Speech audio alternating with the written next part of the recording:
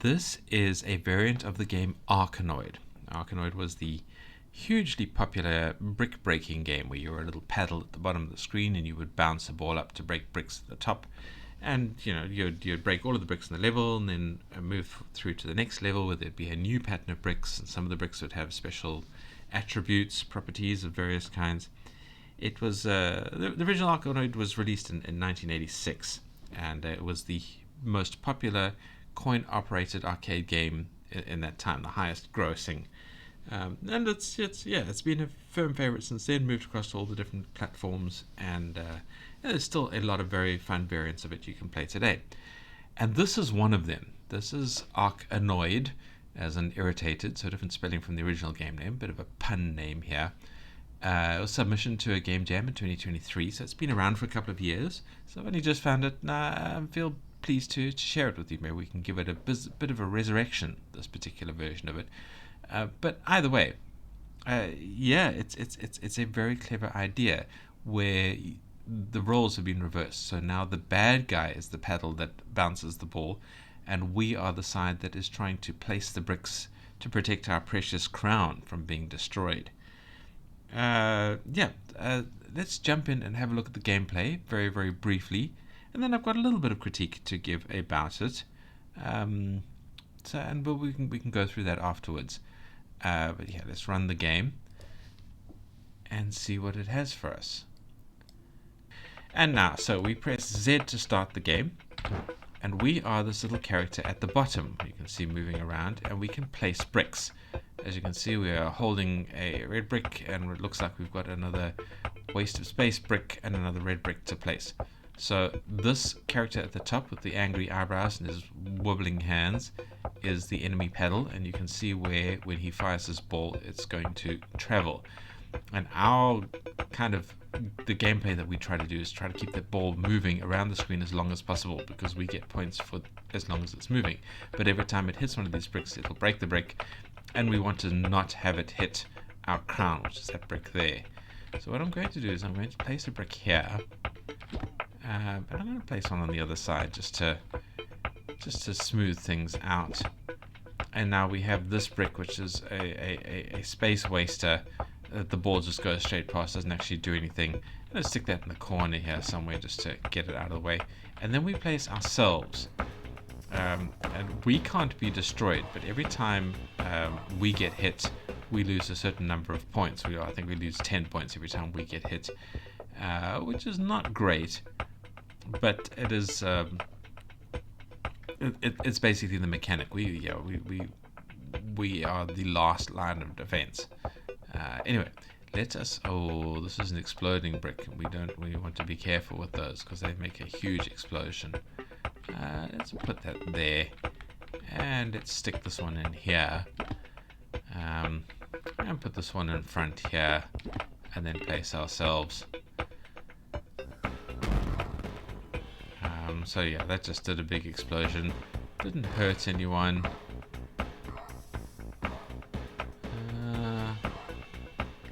And so on. And I mean that is the gameplay, and eventually the enemy will chip away all of the bricks and hit our precious crown, which is kind of not what we want, but it is what tends to happen. And then we have a high score that we send through and place on the leaderboard, and that's the end of the game. And then we play again.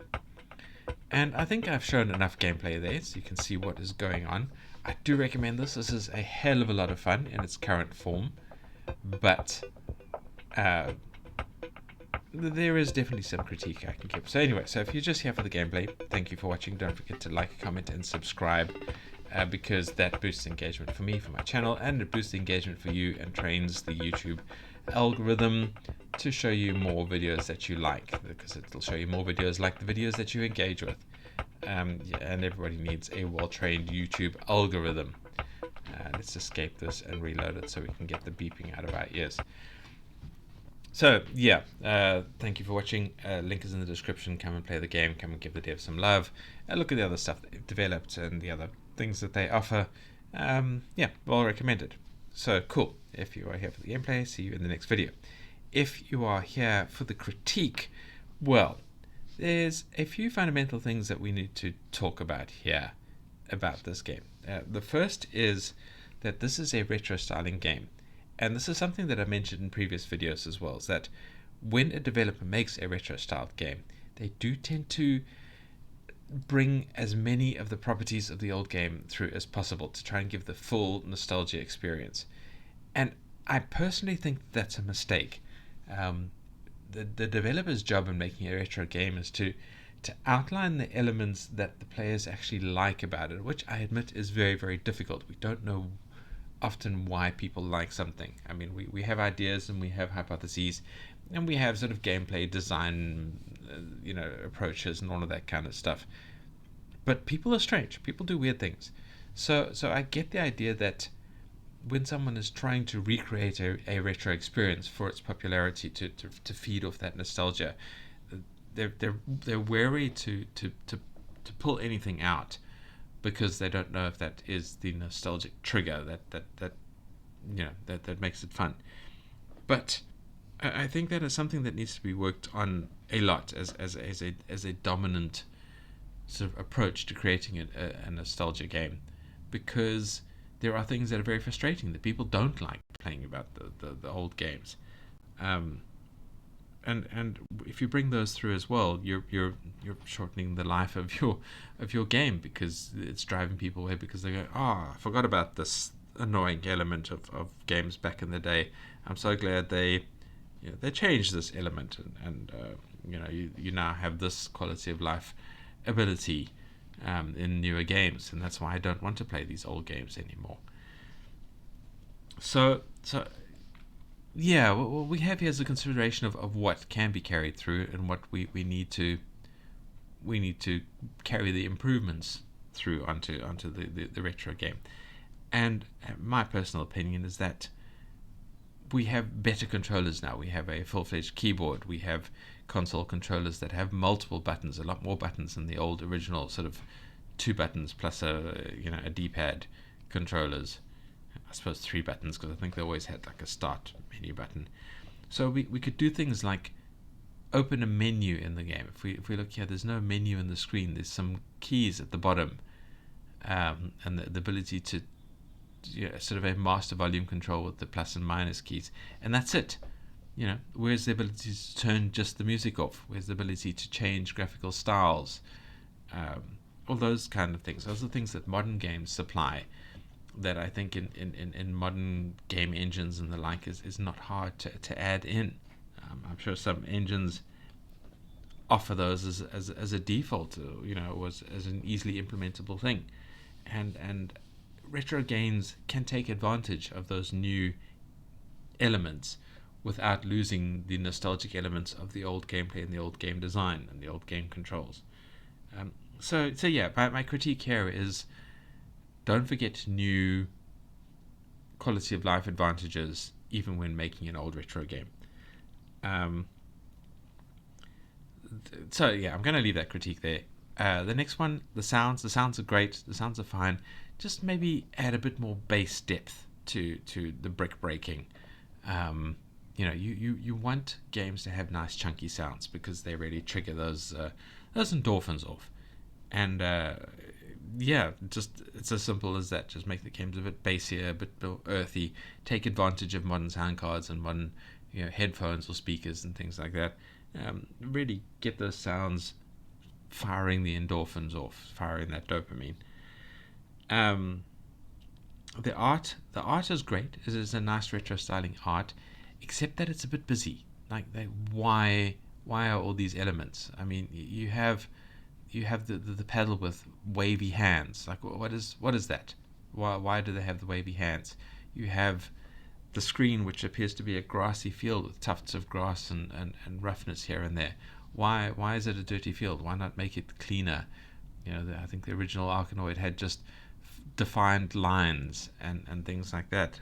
Admittedly, a lot of colors and that kind of things, but yeah, it doesn't need that sort of. The screen is already quite busy. You already have some quite frenetic action. You don't need to make it even busier with other pointless details. Have details in there, but have them tidied away so you don't need to be distracted by them all the time. I don't know why it has the wibbly hands. The angry face and the eyebrows is already fine. What is that? Or like I said, have the option in a sort of more modern menu that you can bring down to change what the controller, the enemy paddle looks like. So you can, if you want, choose simpler elements that you don't need to, that don't need to clutter the game screen unnecessarily. And while we're talking about that, just a gameplay element. Why do I only have 3 seconds to place myself? So like I place one of the bricks, and then I place another brick, and then it's the placing myself. And those bricks I had all the time in the world to think about where I'm going to put them and how the pedal is going to move. And suddenly I've got 3 seconds to put myself down. I might have forgotten to think about that. I might be only thinking about the brick that is in hand, and now I have to, where is the value of that? How does that add interesting challenge rather than just annoying, frustrating challenge? I don't get it. So yeah. Those are the critiques there. It's just chill things out a little bit, make the screen simpler, make the gameplay a little bit simpler. Don't suddenly add a time-based element in. What is going on there? It's too frenetic for a game that you should be able to think about. And then I suppose the final critique is just, where is this game going? Where is the progression taking you?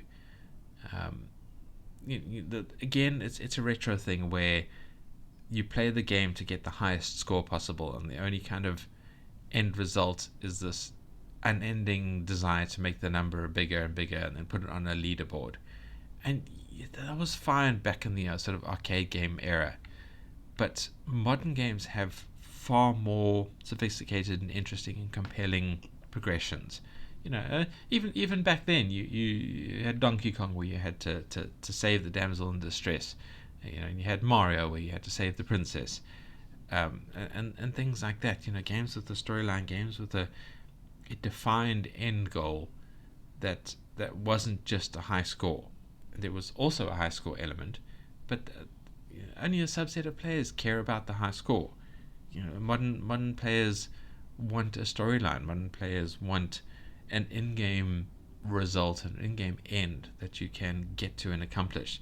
So for this game, give us an ability to kill off the enemy, quote unquote kill, to win the game, as it were, even if the game then just restarts back to the beginning, but to win the game by defeating the pedal that is attacking us, rather than just this kind of actually quite depressing grind until we get inevitably defeated, and then a number on a leaderboard that we don't really care about that much.